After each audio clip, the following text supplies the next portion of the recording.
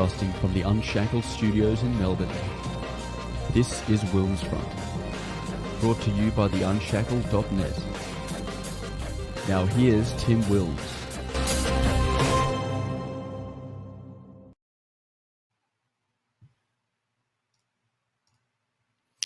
Hello everyone and welcome to WilmsFront on this Wednesday the 10th of February 2021. We are live as always on the WilmsFront YouTube and DLive channels, as well as on the enhanced interactive software Entropy, where throughout the show you can ask questions or send through super chats. It is 8:30 p.m. here in Melbourne this week. I previously said on the Brawler and the Brain on Monday night, my new Unshackled production show with Jared Searby, that I was beginning to think that the WilmsFront program for 2021 was cursed, as when the show relaunched for 2021 last Wednesday, there was a new case of an infected hotel quarantine worker in Melbourne confirmed, and the same happened following Sunday night's WilmsFront as well. So the one that happened following Wednesday night's WilmsFront last week, no other community or linked cases came from that. That was a hotel quarantine support worker from the Grand Hyatt Hotel in Melbourne. They spent several days out in the community, but so far all of their close contacts and people at the exposure sites, as they're called, tested negative. But the late Sunday night confirmation of a hotel quarantine worker from the Holiday Inn, which is just adjacent to Melbourne Airport, they'd spent some time out in the community. Now, what's happened as of today is that the Holiday Inn Hotel is being evacuated after 4 subsequent people who had been at the Holiday Inn tested positive. There were 2 confirmed yesterday, another 2 today. They were 2 hotel quarantine workers and 2 returned travellers who'd been released from isolation before they tested positive. So they've spent some time in the community, and so there's a whole lot more exposure sites. Obviously people who've been at those places, checked in, will get a notification that they need to get a test and isolate for 14 days. It's put, because they've had to stand down so many hotel quarantine workers while getting this under control. They've said, the Andrews government to the Morrison government, they want to pause the increase on returning travellers coming to Australia. It's getting more and more animosity, the hotel quarantine program, from the Australian public. They're warming to the idea of the remote quarantine camps. I know the federal government, Scott Morrison, he's not too keen on the idea, but I think certainly the push is from the public from that, because certainly the public, or many of them, with this latest, what do you call it, a cluster, or at the very worst an outbreak, has put a few people on edge, most notably the South Australian government, who are shutting their borders to Greater Melbourne from midnight tonight. This is despite the fact that the Holiday Inn cluster, which now stands at 8, including the positives those who have tested positive at the hotel, hasn't led, as at this time, to any community transmission. But of course, the Premier of South Australia, Liberal Stephen Marshmallow, he of course was the pioneer of the short, sharp circuit breaker lockdown back in November with their hotel quarantine leak, which proved completely unnecessary, just like the Brisbane and Perth circuit breaker snap lockdowns, because of the new super strain escaping, wasn't necessary. Now, as I've said, to Dan's credit, he hasn't done a snap lockdown or reintroduced any more restrictions since last Wednesday evening. But Dan does look foolish once again for boasting that Victoria had the model or the gold standard hotel quarantine program in the country, after it being such a catastrophic failure the first time. He often bragged that they test their hotel quarantine workers daily, though what he left out is they're only tested daily when they're at work. Obviously, these people, because what's happened with these, some of these hotel quarantine workers on their days off, they've spent time out in the community and then only been tested when back at work in most cases. So now they talk about, Dan talks about that we're always open to improving it. So they're going to test their hotel quarantine workers every day, including on their days off. But we heard today that the cause of this Holiday Inn outbreak was a nebulizer device that a positive return traveler used to treat a pre-existing condition, which spread droplets through aerosol into the air in the hotel room, because obviously it's indoors. The ventilation in hotels is not hospital grade. And so that is what has led to this cluster so far. But Dan has previously said that this cluster isn't due to any breaches of protocol, although there are a lot of questions being asked why a nebulator was allowed, which is a form of aerosol, was allowed to be used in a hotel quarantine facility. Dan, of course, is never at fault for anything. Remember, in the second wave, he blamed the Victorian public for not following his rules when genomic testing showed it all escaped from hotel quarantine. This time, Dan has just blamed the wicked virus and its mutations all the time. I guess it's easy to just blame a personless virus. But based on the events of this week, just in Melbourne alone, this has demonstrated that COVID-related uncertainty will continue deep into 2021. Well, for example, from midnight tonight, I can not go to Adelaide if I was planning to, if I had a wedding or funeral to attend. There is still not much known about the various vaccines, which are due to be rolled out in Australian states at the end of the month. And then, of course, there are all these new alleged super strains. We have the UK, Brazilian and South African super strains. And I just saw on the BBC today that apparently in the UK, they've discovered a new localized super mutant variant in the city of Bristol in the southwest of England, which is quite an interesting development, that there's even city mutations variants of it. And last night we heard the preliminary results and conclusions from the World Health Organization investigations into the origins of the coronavirus. They visited the wet market in Wuhan, China, and concluded that all they concluded was that it came from bat coronavirus, which is what we were told from the beginning. But obviously there's a lot of speculation about the virology institute lab around the city, but I think we can guarantee we'll never know how exactly the coronavirus was born in that city of Wuhan and in communist China. Obviously, it's not the coronavirus itself which creates this uncertainty, given the virus has a 99% recovery rate. It's been governments' reactions with lockdown, border closures, and restrictions that are causing all the current economic and geopolitical instability.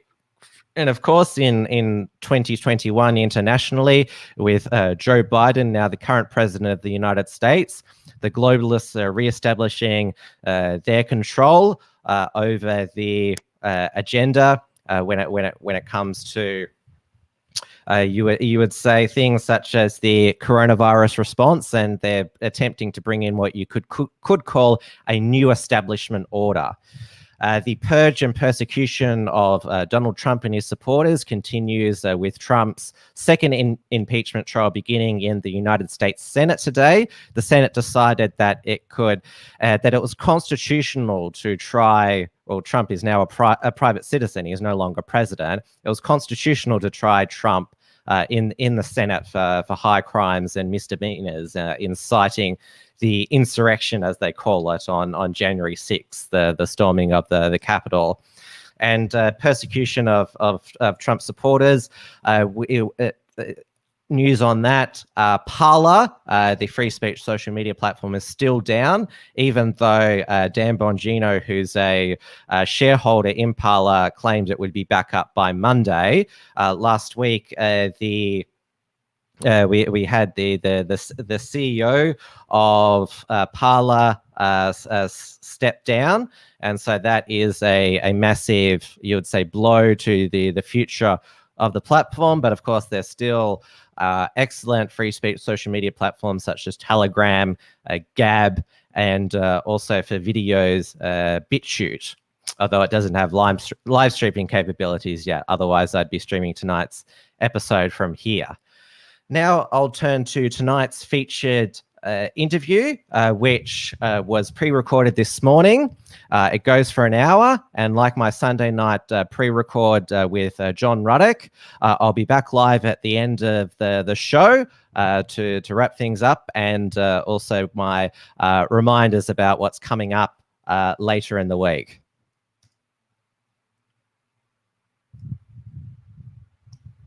This is WilmsFront, brought to you by the Unshackled.net.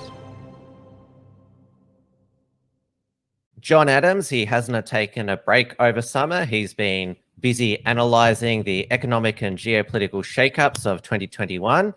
He is a former economics advisor to Liberal Senator Arthur Zinadinas, who's now the US ambassador. He's had a diverse career both in the public and private sector. His economic commentary has appeared in both the mainstream and alt media publications. He's also been a panelist on mainstream media programs, as well as a frequent guest on alt media internet shows such as this one. He is currently the co-host of In the Interests of the People with fellow economist Martin North, who's been a guest on this show. He sends out a regular email newsletter featuring his commentary, and you can see the hub of his work and also links to all his social media at adamseconomics.com.au. He's the perfect person to talk to get an overview about what is happening, not just in Australia, but also the world, both in a political and economic sense. John, welcome to WilmsFront. Thank you very much, Tim, for having me. Now, I took quite an extended break over the summer period, but I was, of course, following the developments, particularly over in the United States. We have Joe Biden as president now, though there's not really that much that is happening there. Joe Biden is ruling by executive order. The House Democrats, because the Congress is controlled by the Democrats, House Democrats, they're obsessed at the moment with new freshman Republican Congresswoman Marjorie Taylor Greene. And over in the Senate, we have Donald Trump's impeachment trial starting today. So pretty much there are a few things probably to unpack. Yes, I mean, the Biden presidency has started off with a lot of executive orders trying to reverse a number of the key policy initiatives of in terms of Trump, whether it's about rejoining the Paris Climate Accord, stopping the construction of the Keystone Pipeline, or construction of the border wall on the US-Mexican border. There's a whole host of extreme Marxist policies around transgenderism that they're pushing, and a few other things like that. So now, in terms of Congress, absolutely, yeah. I mean, the House Democrats are going after House Republicans. The impeachment trial's happening, but I think there are a couple of important things that are happening behind the scenes in Congress, which people should take note of. The big one is that I think last week the US Senate passed the $1.9 trillion COVID relief package that Biden and Treasury Secretary Yellen put up. To the best of my knowledge, that still hasn't passed the House of Representatives yet, but that is a very big deal in terms of the economy. I mean, I just published an article on my website this week talking how the Biden administration is going to accelerate stagflation. So just if your viewers don't know what stagflation is, basically it's a phenomenon that we went through in the 1970s, where you have low economic growth, relatively high unemployment, and rising prices. This is the complete antithesis of the Keynesian model, because when unemployment goes up due to a lack of aggregate demand, prices should be falling. And in the 1970s, prices were rising, and that basically was, one, against what the academics were saying. Two, that what they effectively meant for middle-class Americans was that their household budgets were being squeezed. Either they didn't have a job, or their income was being compressed by reduced hours or low wages growth, etc. And as prices were rising, people's disposable income and living standards were falling. So we definitely saw the start of stagflation happen under Trump in 2020, in terms of the lockdowns, the destruction of small business, and then you had huge amounts of stimulus, both fiscal and monetary, under Trump. With this $1.9 trillion package, that's definitely going to accelerate. The Biden administration has announced a $2 trillion climate change package, which is looking at clean energy infrastructure, and a deliberate plan to reduce carbon emissions. That's $2 trillion over 4 years. So between COVID relief and climate change, you're looking at $4 trillion. Where's that money going to come from? It's basically going to mean that the US Federal Reserve is going to print extraordinary sums of money. Even though in some regards I thought Trump was successful as a president, I very much was against a lot of his economic policies. Let me give you an example. So the balance sheet of the US Federal Reserve was 3.8 trillion by August of 2019. Trump left office with the balance sheet at 7.4 trillion. So basically, he doubled the balance sheet in his final year, and that's obviously, what that's meant is there is huge sums of money just sloshing around the financial system, and we're obviously starting to see some extreme phenomena happening in the financial system, whether it's about the short squeeze on GameStop, that basically happened there, where you've got a whole bunch of hedge funds making huge bets with huge leverage, and that basically blew up in their face. And one of the hedge funds required a $2 billion bailout. And then obviously you've had some dramatic action in the silver market, a lot of buzz around that. And I work for a bullion company.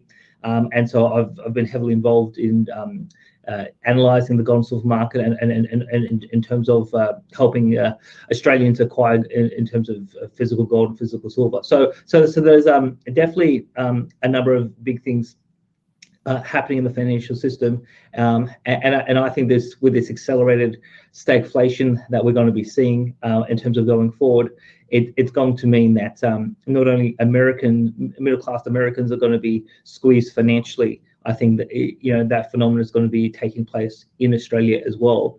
And for those Australians who haven't taken the appropriate financial precautions to protect their purchasing power, I think the cost of living is going to be a more pressing problem in 2021. The other point that I would note that a lot of the mainstream media hasn't highlighted is, for House Democrats, the first piece of legislation they have put forward is around changing election laws. So a number of the corrupt practices that were seen in the 2020 election, some of them illegal, some of them unethical, they're now trying to mandate that these practices, for example, mass mail-in balloting, which allowed the fraud to occur in several of these swing states, they want this now to become the letter of the law in terms of federal elections. So for all these people who say that there's nothing to see here, the Democrats are pushing ahead with trying to solidify and consolidate their power in Washington by making it increasingly harder for free and fair elections, and that is definitely a big shame. Let's talk about the fallout from the events of January 6th with what I call the bizarre storming of the Capitol. It was just surreal, the fact that in a post 9/11 national security state that could happen. But the Democrats and the mainstream media they've been trying to turn the storming into what I call a Christchurch moment, which obviously after the Christchurch massacre in March 2019, there was a massive push for a crackdown on far-right extremism and patriots. And we've obviously seen so far the FBI round up those who entered the Capitol, whether they were violent or not, and the need to crack down on domestic terrorists. We saw Donald Trump completely deplatformed from social media. He's been very quiet since then. His Twitter account was permanently suspended. We also saw some of his key supporters, such as Mike Flynn, Sidney Powell, and Lynn Wood, all have their Twitter accounts permanently suspended. And more recently, Mike Lindell, the MyPillow founder and CEO. And there was, for a brief moment, the establishment Republicans tried to reassert their control and trying to have a cleansing of the MAGA movement, such as Mitch McConnell, and obviously Liz Cheney voted for impeachment. And this is what Trump's trial in the Senate is about, whether he incited the insurrection, as they call it, on January 6th. Is this, would you say this type of, obviously the mainstream media and the Democrats raging about so-called far-right extremism is nothing new, but is there a new wave of actual persecution coming? Sure. Yes. So probably a couple of points to make there. The first one is that it is clear by the words of Trump. He said, "Let us march to the Capitol peacefully to petition the Congress." So there was no inciting of violence by Trump. That's point one. Point two is that the penetration of the Capitol grounds started 20 minutes before Trump finished his speech. So, and obviously there's a lot of distance between where Trump gave the speech and where the Capitol is. And I personally have been to Washington, D.C. So, you're talking about a fair walk between where Trump gave the speech and then in terms of the Capitol. So if he really incited people to actually engage in violence during the speech, well, then those people theoretically would have had to walk 20, 30 minutes and to basically get down to the Congress. And yet 20 minutes before he ended the speech, people started invading the Capitol grounds. Now, during this whole time around the 6th of January, I was looking and watching every piece of media that I can find on YouTube and BitChute and etc. And one of the big things that the Australian press won't tell the Australian people is that this was reported by French media. The several police officers of the Capitol Police. So Trump spoke at midday and Congress was met at 1 p.m. At 10 a.m., several police officers were told to go home by their superiors. And then once the Capitol grounds started being penetrated, they were never called to come back. So there was a clear stand-down order by the Capitol Police so that they wouldn't have, in terms of have enough people on the ground. And obviously, if you look at the videotape, there are clear instances of where the police are actually telling people to come into either the Capitol grounds or in terms of the actual Congress itself. Certain doors are left open, and people are effectively, they're guided into the building. So the whole thing stinks to high heaven.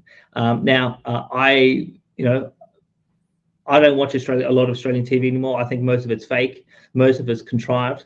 I do know that Four Corners recently did a show about. Yes, I watched that as well. Yeah. Well, so I haven't watched it, but someone said that it was a harrowing, harrowing episode in terms of what Four Corners put together. So I'm interested in your view about what you took from it, is because here's the thing: a number of years ago, Four Corners and 7:30 Report and all these other Australian journalists who have close links to Washington kept on pushing the Russia hoax. And we know that in 2016, everyone inside the FBI, the DOJ, the CIA knew that the Steele dossier was completely fake. It was created by the Clinton campaign. It was used as a diversion tactic away from the emails. And I mean, here's the big factor that people need to understand is they created a fake document that was then used to present to a court to initiate a fake investigation. Then they started a fake media campaign through the mainstream media that then led to a whole host of pressure, that led to congressional investigations, led to a special counsel, spent $40 million 3 years, and everyone knew from the very beginning it was fake. I mean, this has to be the biggest wake-up call to Australians to say something's wrong with the American system, the American press. There are no such thing as independent organizations in America. I mean, you have integration between politics, between law enforcement, intelligence gathering in terms of the CIA, as well as the mainstream media. And it's one big system, one big swamp with so many interconnected relationships right across the board. And in the Australian press, including the ABC, were part of that network that was pushing this propaganda. Let me give examples here. So you had Sarah Ferguson at Four Corners, I think in 2017, interviewing Hillary Clinton, saying that the Russia hoax was real, that Assange was a subsidiary of Russian intelligence. It was an appalling interview. Sorry? It was an appalling interview. Oh, absolutely. So that was completely fake. You had Lee Sales, who in a previous career, not a previous career, but before she was the host of 730 Report, she used to work at the Washington bureau for the ABC. She interviewed Hillary Clinton, no hard questions, nothing penetrating, and again, complete bias and propaganda from Lee Sales. Then Lee Sales, using Australian taxpayer money, flies to Washington or New York, I'm not sure where the interview happened, and interviews Comey. Well, I mean, Comey clearly broke the law on multiple occasions, and he knew that this whole thing was fake. So basically, you have the ABC pushing a lot of fake propaganda. And so when you get Four Corners now saying members of Congress were honestly in fear of their lives because of these writers, I mean, it's complete nonsense. We know that there were Antifa, there were BLM operatives. So no doubt there were Trump people inside the Capitol. We'll wait to see how that investigation takes place in terms of precisely who was there, because I think that process is still ongoing. But there can be no doubt that there were people from the left who were there to basically instigate a riot. Now, why were they instigating the riot? Because they were trying to shut down the proceedings inside Congress. So they had 12 hours of testimony lined up, where members of the House, members of the Senate were going to present a series of documents, a series of evidence about the election in these 6 swing states that would have cast serious questions about the integrity of the election result. But the establishment didn't want any of that to occur. That's why they needed a distraction, so that they could actually just rush through the constitutional process of solidifying the certified votes, and then anointing Biden in terms of the president. So it was to be honest, I mean, I think the fact that Trump called for the rally and organized the rally on the 6th, it seems to be a trap. It looks like he got played in the sense that he provided the opportunity for his enemies to create this diversionary tactic in terms of this fake raiding of the Capitol. But that obviously that was able to work in terms of a global propaganda event.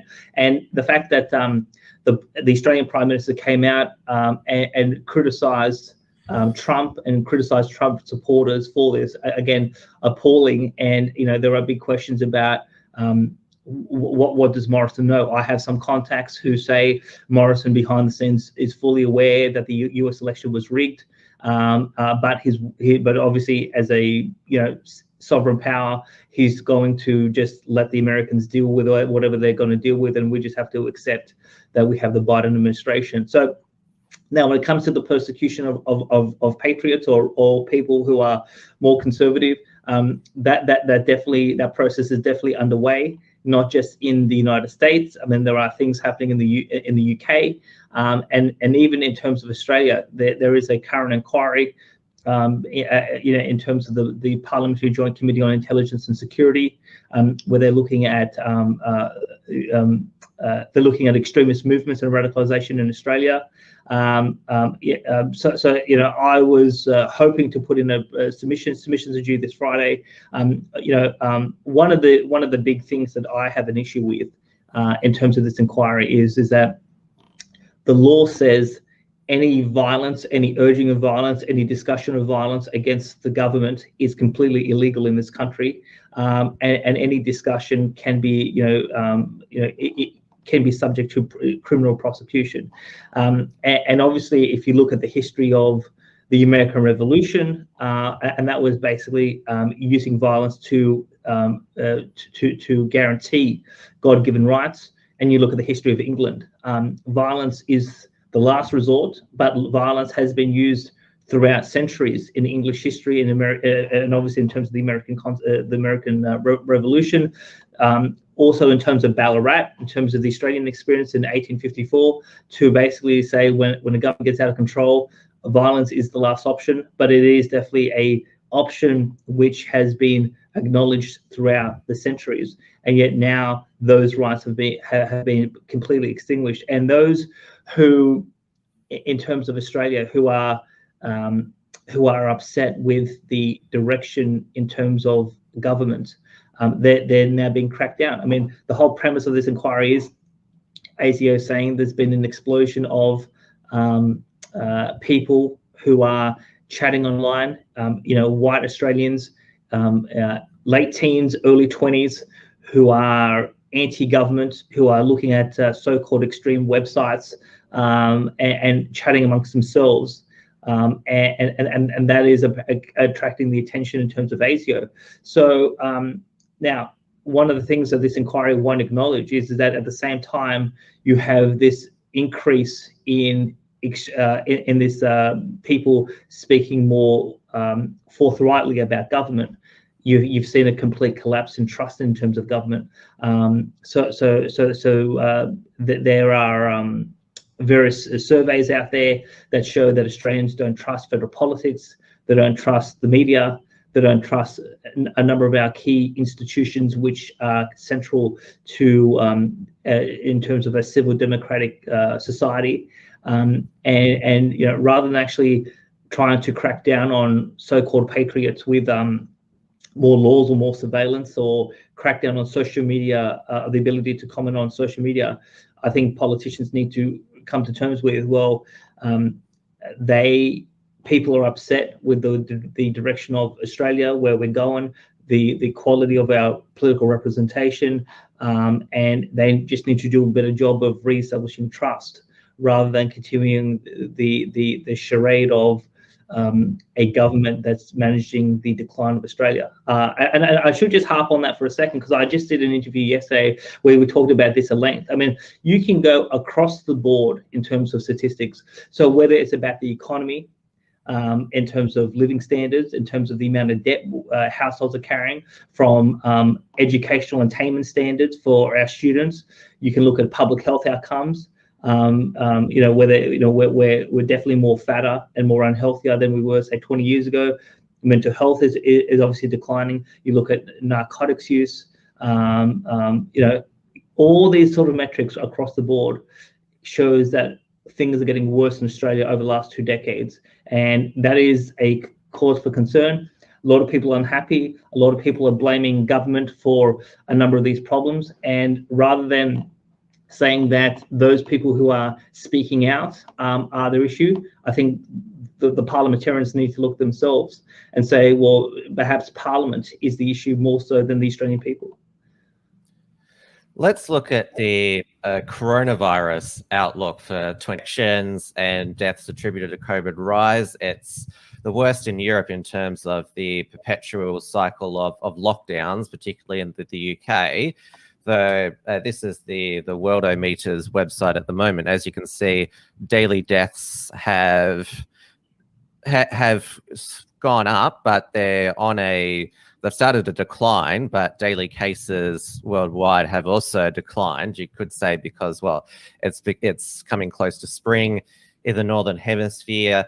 The populations of those countries are beginning to be vaccinated, but there's still a lot of uncertainty about where coronavirus COVID-19 is going to go in 2021 because, well, there's these new mutant strains that are being reported. The UK, Brazilian and South African variant, which has triggered in Australia the Brisbane and Perth short lockdowns, but we're also seeing, and this is particularly with the people testing positive in Melbourne, Sydney and New Zealand after they leave hotel quarantine, these PCR tests seem to be becoming more unreliable. China reckons they have the answer by adding anal swabs. Australia hasn't rolled out the vaccine yet. There's all of this speculation and commentary about whether these vaccines are efficient enough against these new variants, whether they prevent transmission. Then we're told the vaccines in Australia will be voluntary from the federal government, but it sounds like they might be compulsory by stealth, mandated by various corporations in regard to allow entry to venues or travel. And we're also seeing our hotel quarantine system in Australia. We're one of the only nations that has hotel quarantine for returning travelers. The discussions about they've always been in hotels in the inner cities, but there's all these leaks attributed to the new strains about whether they should be moved to remote camps in outback Australia. Where do you see at the moment the coronavirus COVID going in 2021? Sure. So there's probably a couple of points to make. So the first point is that early on in 2020, so around April, I published a 6,000-word essay on my website, and I went through a lot of the public commentary about COVID-19, but also the economic response.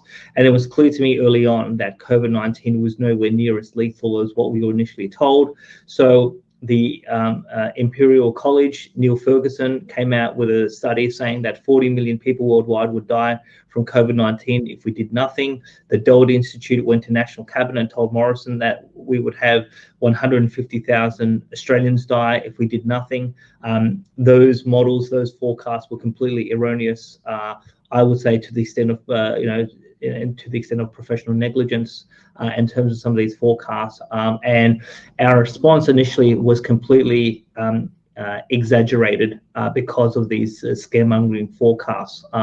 And on our show, in the interest of the people, recently we interviewed a former Victorian Treasury official, Sanjeev Sablok, who famously resigned from the Victorian Treasury last year because he was against the stage 4 lockdown. I would encourage everyone watching the show who hasn't watched that interview to go watch, because he goes into some detail about what really happened inside the Victorian government, and why we need a Royal Commission to understand how some of the decisions were made.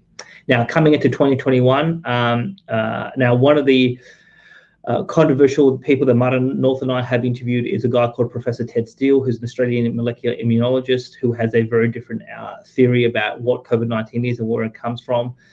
It's clear to me that once you start to look at some of the data and some of the observations of COVID-19, the mainstream media explanation of the virus, that doesn't stack up in terms of the data. So let me give an example. So if you look at throughout January, if you look at, say, South Africa or Brazil, you can clearly see that there's been 2 unique spikes in terms of cases. you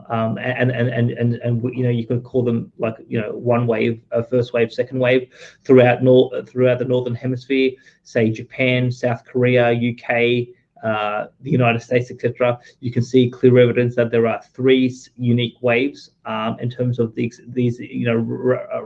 sudden and rapid increase in cases. Now, some people are pointing out about the PCR test. In one of our interviews with Professor Steele, we did actually talk about that. PCR tests are very sensitive to the number of amplification cycles that are used. There is no global sort of benchmark about how many cycles are used.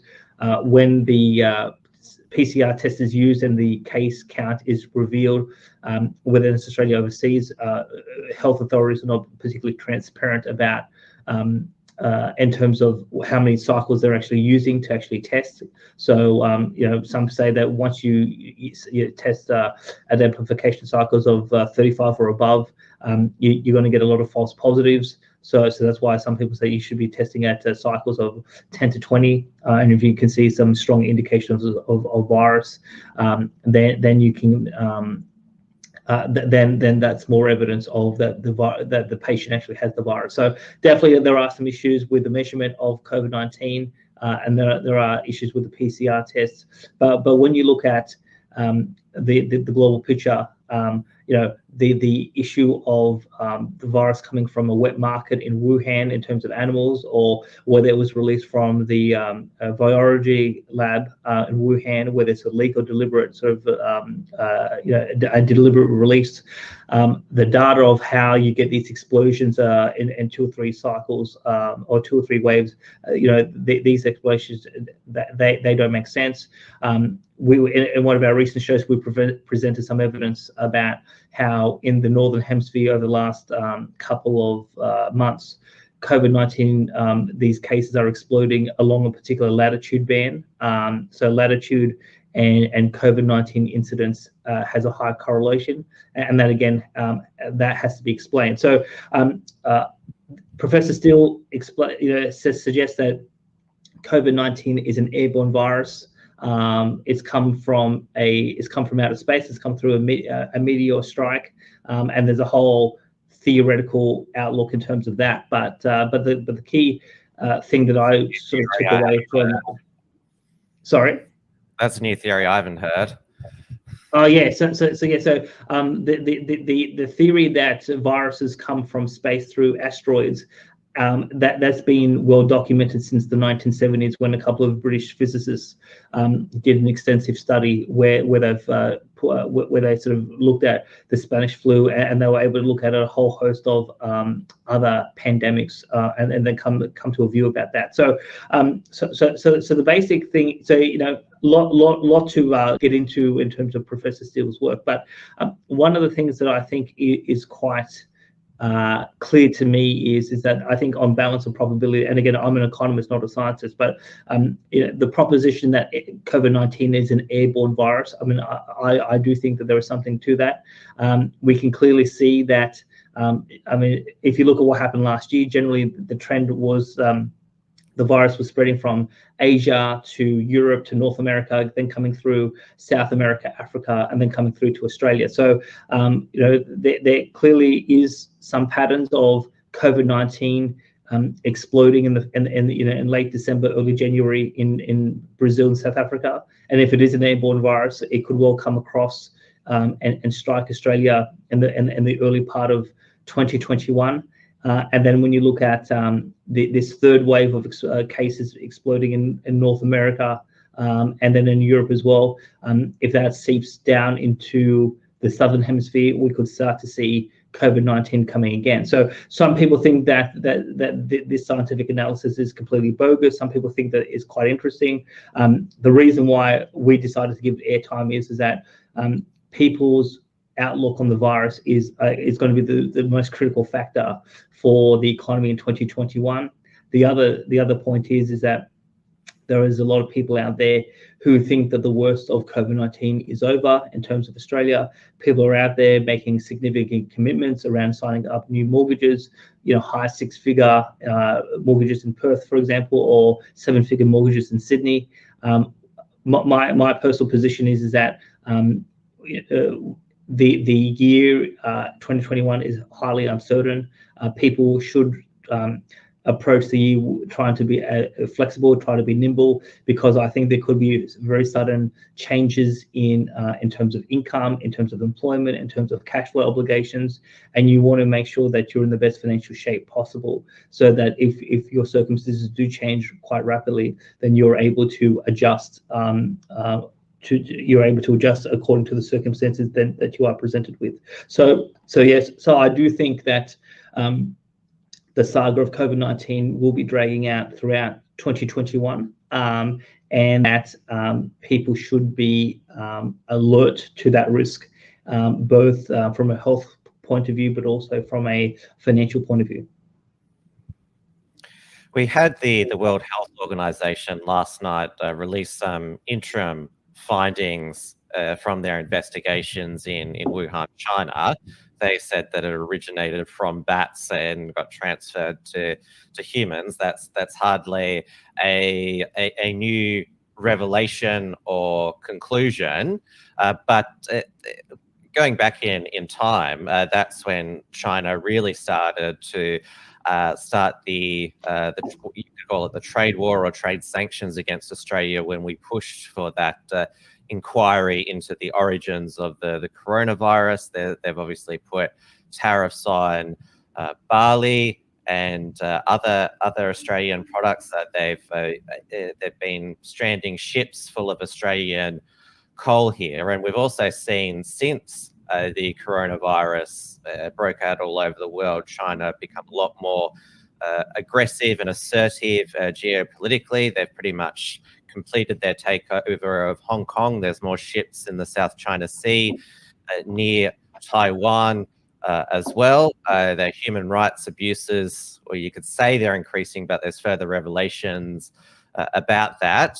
Pretty much it's not safe for any Australian journalists to now be in China. We saw that Australian journalists are charged with espionage, and so obviously Australia lived through the Cold War but that was mainly through the United States versus the Soviet Union, where this is you would say this is more a Cold War emerging between Australia and China, and the power imbalance, at least population-wise, between the two. This is something that Australia has never faced before. Yeah.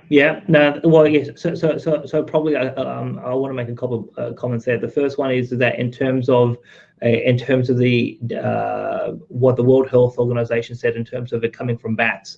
I mean, so all I would say is that when people look at some of the trends in the virus, some of the trends in the data about the virus, the bat theory, like that doesn't really make sense. So let me give you one example. So one of the things that's been well documented across 2020 is various ships that were at particular ports. The crew gets tested for COVID-19. Everyone is free of COVID-19. The ships go out to sea.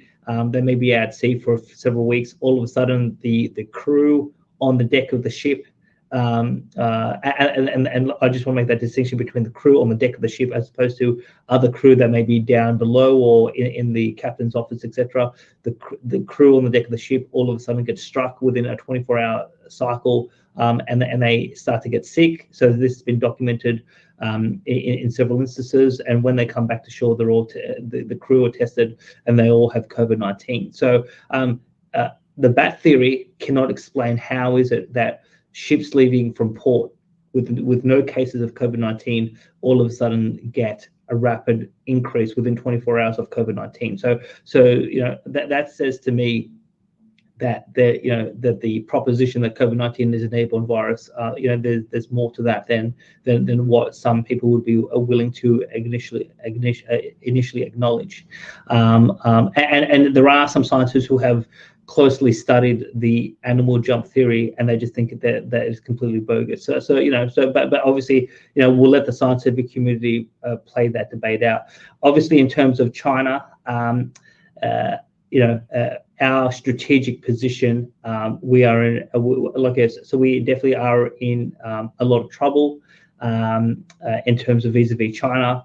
Obviously, one of the big things that the American left tried to suppress is the leverage that the CCP has over Biden.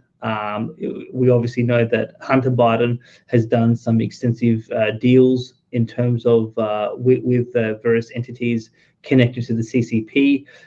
There's obviously pictures. There's obviously videos. I've seen some of those pictures. Hunter Biden is obviously in a compromised position. There is definitely, I think, a clear view that there is blackmail material over Joe Biden that's going to neutralize whatever aggressive position that the United States was willing to take under Trump. In terms of where does that leave Australia? Whereas before we had a very solid ally in the US who were willing to stand up for the sovereignty of ships to sail through the South China Sea, obviously stand up for Taiwan, stand up for Hong Kong, etc. One may say that ally in Washington is no longer as strong as what it was under Trump. So that obviously places us in a very compromised position. Now, I don't think while some are nervous about a military invasion coming from Beijing, one of the points that I think has to be made is that there is no historical evidence of the Chinese seeking territorial ambition beyond its recognized borders, whereas obviously Japan in the Second World War they had a clearly different outlook. So it could well be that we're going to have like you said, a Cold War, and luckily we're going to have economic competition. We're going to have a whole host of intelligence rivalries, diplomatic rivalries, etc. That obviously places us in a weak position. Obviously, under Morrison and Turnbull, we've tried to expand some of our alliances into Japan, in terms of India, and obviously there's a whole host of countries across ASEAN who also have similar concerns about China. So I think that things may become precarious over the next 2 years, and we'll obviously have to see how things play out. But I don't think some of these concerns are just unique to Australia. I think some of these concerns are unique to a whole set of countries, and our best defense is to work in alliance with all those other countries that share those similar strategic concerns, and hopefully peace will be able to prevail. But also I would make the point is that when we talk about, so one of the things I've been talking about for the last few years is about a global debt bubble.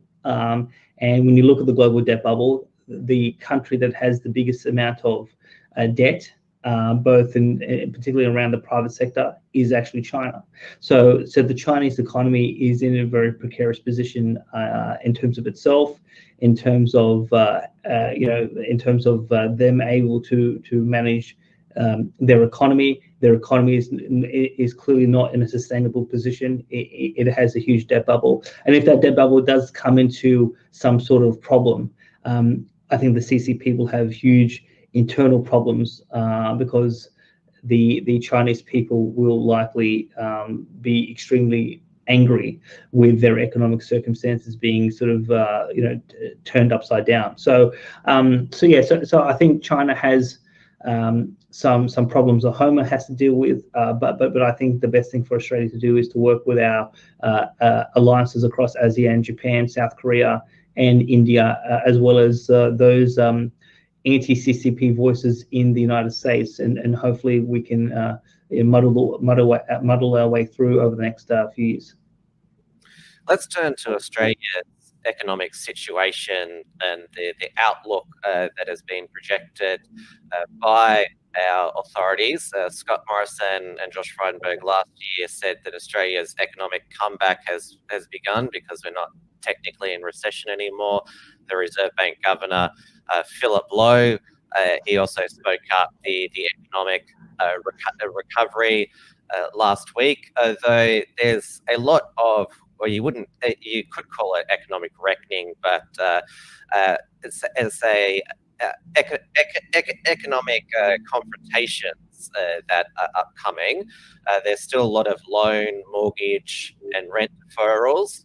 And there's also various state governments have put freezes on, moratoriums on evictions. We've got JobKeeper to end in March. Obviously, the deficits and debts, not just in Australia but worldwide, to finance programs such as JobKeeper or furlough schemes or wage subsidy, whatever you want to call it. Our housing market hasn't hardly taken a hit at all. You can probably argue that it's been propped up by inflation, because where Philip Lowe also said record low interest rates are set to continue. And then the facts with, these snap lockdowns that we've had in 2021 and the various border closures, there's still a lot of uncertainty, and the tourism, hospitality and events industry as well. Like, for example, if you're planning a wedding in Brisbane or Perth during the time that they were in lockdown, that would have thrown it into disarray. Yeah. So in terms of the outlook in terms of 2021, so going back to the beginning of the conversation, I mean, in terms of the thesis I've come out with in terms of accelerated stagflation, I did a number of shows, wrote a number of articles last year, particularly using Australian data to show that I do believe that we have stagflation. I do believe middle-class households are feeling the pinch in terms of either them becoming unemployed or their income was severely reduced because they had to move on to casual part-time work because their industry was adversely affected. And that at the same time, we've got this rapid slosh of money coming through the financial system, in terms of the RBA, and not only just about the low interest rates, but they came up with quantitative easing, the term fund finance facility, etc. That was basically trying to suppress interest rates and to provide a cheap source of funding for Australian banks. So that process, I think, will continue into 2021. So I do think we're going to start to see more inflation coming through the system. If you look at global commodity markets, whether it's about oil or food, grain, corn, etc., some of these commodity markets around the world, the prices are starting to go up, and some of that has only been happening in the last couple of weeks. So, for example, oil, I think is up about 10% over the last two weeks. So, so here's the thing. So, anytime you print a lot of money, that money has to find its way somewhere in terms of the global economy, and to some extent, a lot of it has been going into government bonds. Now we see in the United States that government bonds, the yields of the bonds have been going up, and so there has been some sell-off of bonds. People are shifting across to commodities, and this is a situation that was very similar during in terms of the 2000s, from 2001 through to the global financial crisis, so for those Australians who haven't taken precautions to protect their purchasing power, if they're holding a lot of Australian dollars, I do believe that the people's household budgets are going to become more squeezed going through 2021 and beyond. Couple other points to make is that in terms of property prices, so Martin North and I just did a show last week where we talked about how Australians are splurging back on debt, particularly around mortgages, etc. So there is a lot of activity in the mortgage industry. A lot of people are seeking refinancing to improve their repayment structure and their cash flow, but there is a lot of activity around new home loan applications. Those applications are mainly focused on land banking, in terms of new house and land packages, but also for existing homes. There is some evidence to suggest that if in the apartment market, particularly in capital cities, that there's a lot of vacancies, they are taking huge hits, both in terms of prices and in terms of rents. For example, Parramatta, I've heard some stories of rents falling 25-30% in terms of the peak. So particularly because one of the big things that happened last year was that the insolvency laws were suspended, and people were allowed to trade while insolvent. At the same time, they were getting JobKeeper. So those laws were basically brought back on 1 January. As you said, JobKeeper is going to end in March. And so I think in the small business sector, some of the pain is still being felt through, and it could well take up to 6 months to really get a feel for the true financial position for a number of these small businesses. So I do think that there's more pain to come. And obviously, if we have more lockdowns, if there is some more explosions of COVID-19, that's going to have more impact in terms of people's financial positions, and particularly in terms of small business. So I do think that the economy is in a very dicey situation. The reason why house prices didn't collapse last year was because they unleashed the biggest stimulus package in Australian history. And one key point to make is, when we had the Spanish flu in 1919, there was no stimulus package. So why did they unleash the largest stimulus package in Australian history last year? It was all about protecting the debt bubble. So we have the biggest household debt bubble and biggest foreign debt bubble in the country's history, and they know that if that collapses, we'll have the biggest depression, bigger than the 1892, and the depression in 1892, 1893 was larger than the Great Depression. So they're trying to do everything they can to keep the bubble together, and they're willing to obviously print the hell out of the Australian dollar. And not only that, obviously they're willing to spend unprecedented amounts of money, have record deficits in terms of the federal government, some of these state governments, and the amount of debt that our governments have incurred.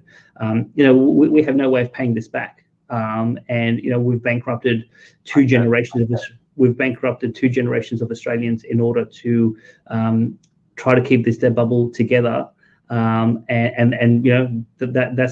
the cost that we've made, and we in terms of you and I now, I don't know if you've got kids, Tim, but in terms of my children, we're the ones going to be picking up the pieces for the next 2-3 decades.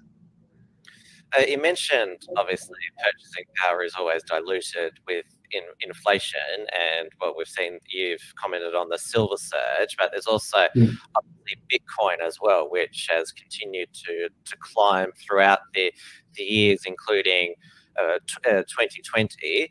The gold bugs, as they're known, they're not as keen on Bitcoin because it's not a physical, it's a digital currency, but it has shown itself to be entirely stable, and that's also proven itself, Bitcoin, to be a way to fight, or as we've seen now, payment processing deplatforming. Trump has been deplatformed by payment processors and banks now. So it's not just safeguarding against inflation, but a financial freedom, another layer against that mass deplatforming.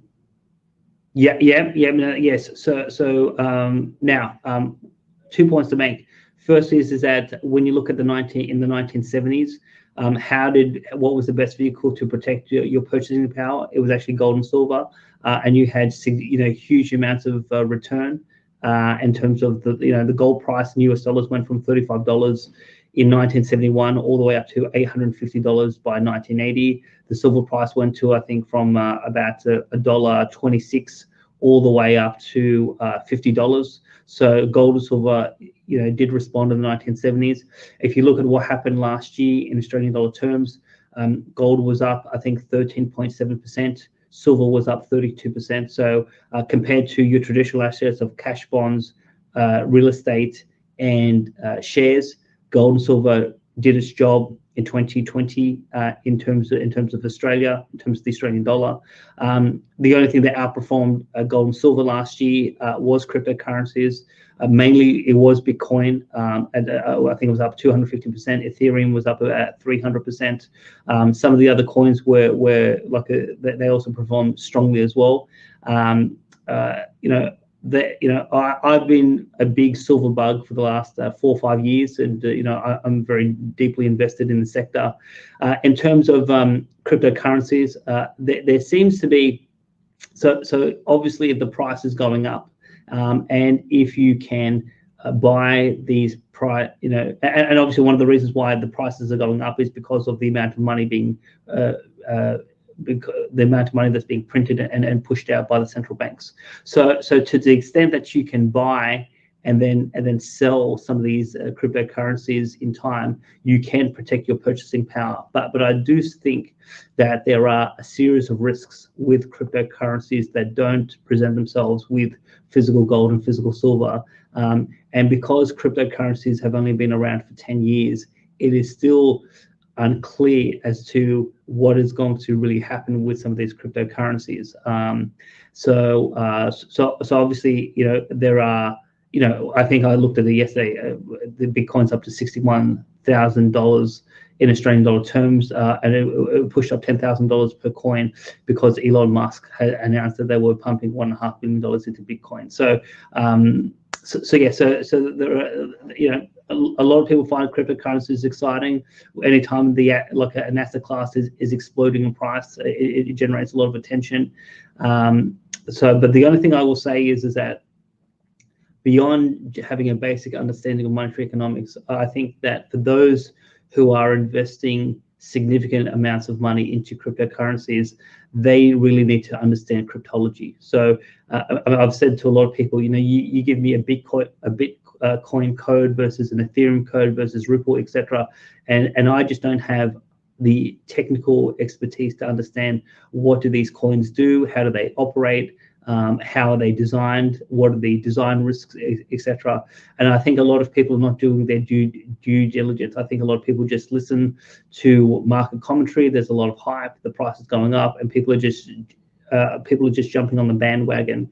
And it could work out well. But there are voices out there who say that there are some significant risks with cryptocurrencies, and I think people just need to take a pause and do their homework before they commit significant funds, just in case if something does go wrong, that they are not left with significant financial losses.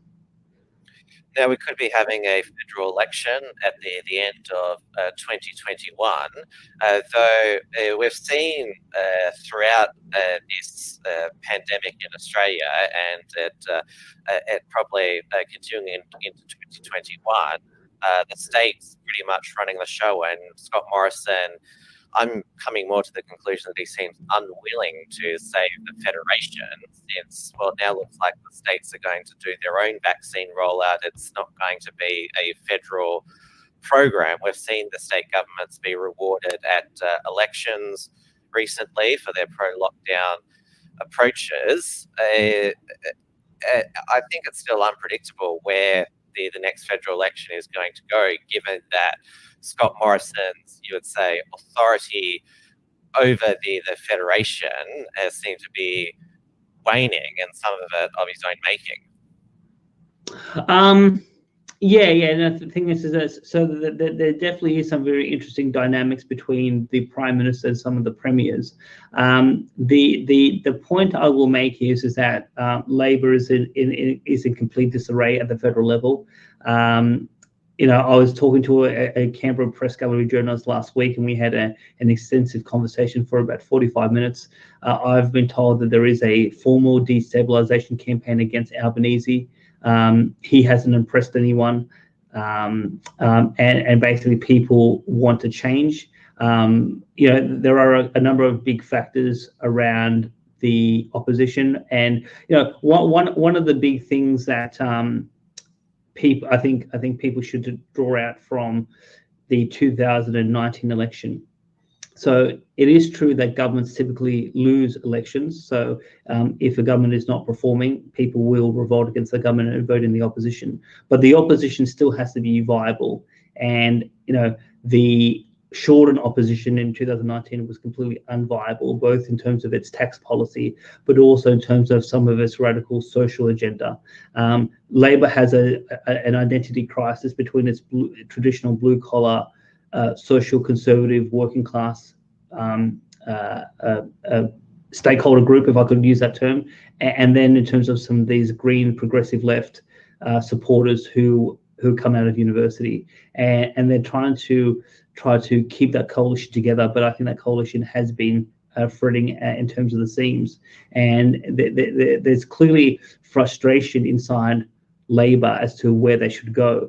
So, for example, when it comes to energy generation, I mean, Joel Fitzgibbon coming from the Hunter, One Nation has made significant inroads into his seat because of their position on in terms of coal-fired power, and obviously he's felt the pinch around that. So there's a whole host of things around social policy in terms of whether it's about about Australia Day, the Australian flag, the anthem, in terms of general economic policy.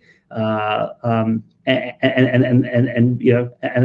then obviously when you look at energy and some of these other sort of issues, Labor doesn't have a clear direction, and their camp is quite split within. The other thing I would say is that I believe, and I've said this privately to a number of people, is anytime I interact with Labor politicians, they just don't have the will to win. They don't look like they don't come across to me in private meetings as they want to be in government, that they are wanting to take Australia in a particularly strong direction. I mean, there isn't a conviction politician in the ALP that I can find.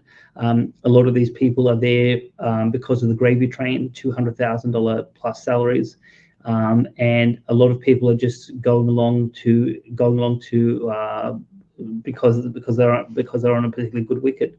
So Albanese doesn't come across as a strong leader who is talking about the issues of the day, and who's willing to take the country in a particular direction and actually capture the imagination of the Australian people. One of the interesting things that I was told was that over the summer break, Albanese has been working his tail off, doing hundreds of, maybe about 100 events, and doing several interviews and speaking at a number of engagements. And I said, well, I haven't noticed. He seems invisible to me. And this journalist said that a number of his Labor colleagues have said the same. So, put that in contrast with Trump. Trump just has to have one press conference and everyone's watching, and he knows how to get people's attention. So I do think that there could be a change in the Labor leadership. Now there are some Plebiscite privately has said she wants it, but she wants it given to her. She wants it presented to her in a bloodless coup, as opposed to her damaging her public image by attacking Albanese. I don't think she's going to be an effective leader of the opposition. Neither do I think Albanese is. Is there a third option?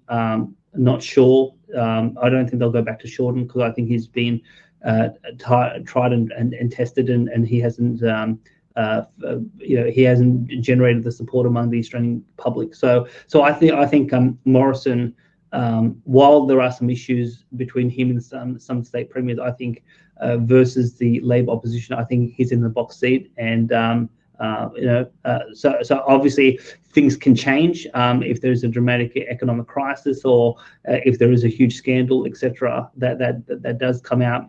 Like between now and the election, things can change. But at this stage, I think Morrison's in the box seat, and I'd be banking on the re-election of the Morrison government.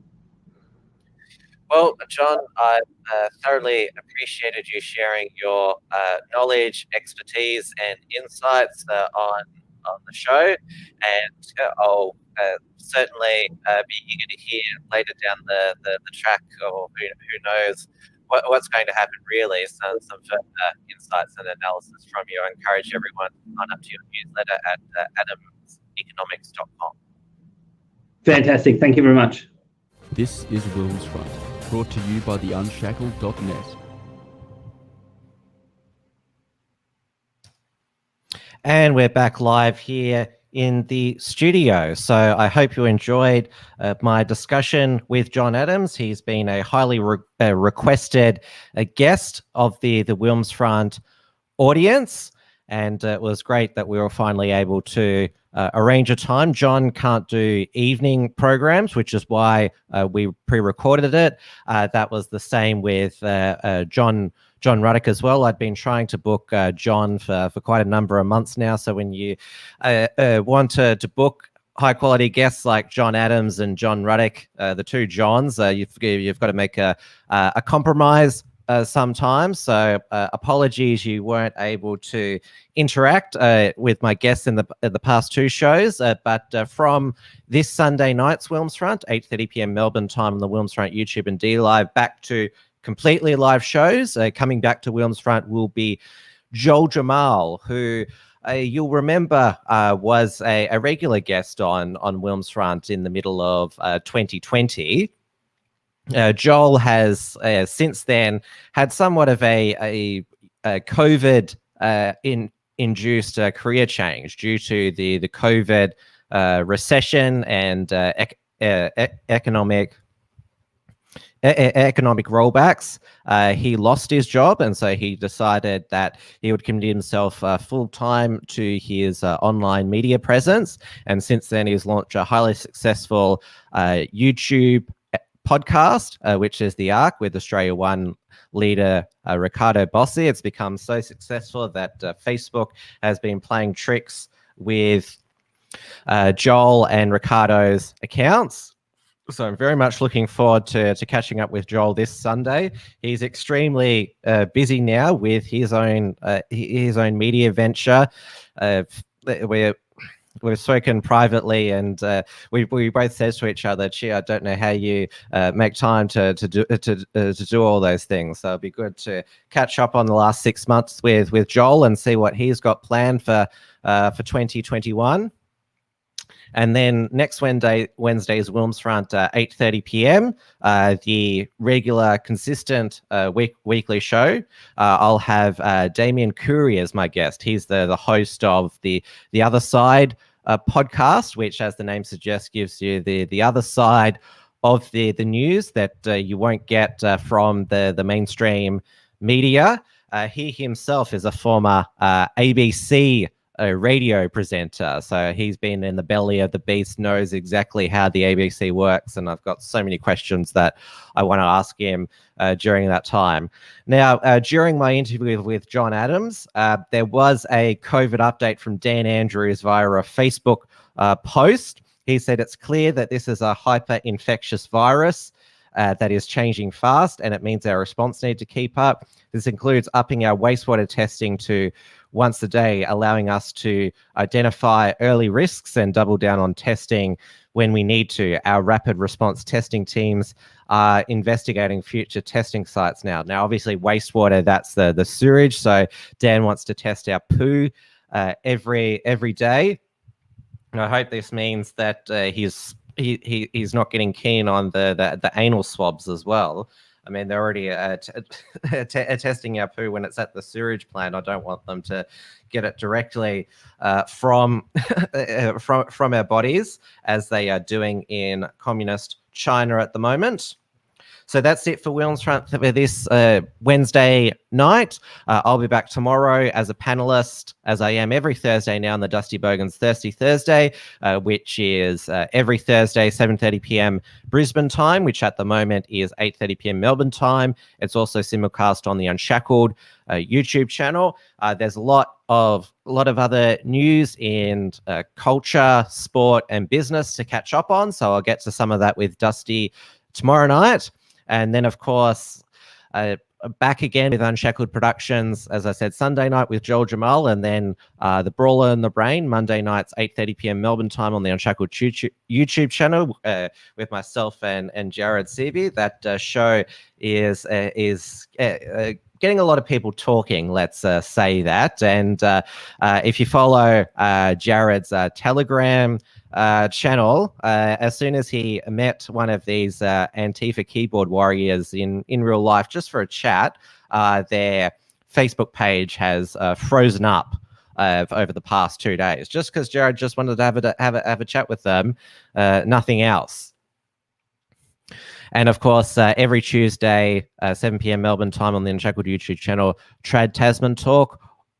Also, on the Unshackled YouTube channel, regular reports from Tiger Mountain with Richard Walshoncroft. I'll be filming some new reports with him very soon. And of course, keep checking out the unshackled.net on a regular basis. It's got the Unshackled Productions archive and has also got our Unshackled publications and articles. We also have a newsletter there as well, which you can sign up to as well for a weekly newsletter update. You can keep abreast of all of my show notifications, not just by subscribing to the YouTube channel, clicking the bell, but on Gab, my Gab, Telegram, MeWe, and also Minds.com. And of course, if you want to regularly support Unshackled Productions, not just with a super chat, go to the unshackled.net/membership to sign up for a recurring monthly or yearly membership of your choosing as well. So that's it from me tonight. And I'll see you tomorrow night over on the Unshackled YouTube channel for the Dusty Bogans Thirsty Thursday, and see you back here on this channel for WilmsFront on Sunday with Joel Jamal. Good night, everybody. Stay safe. And as I said last night, go outdoors, explore the great outdoors where you can.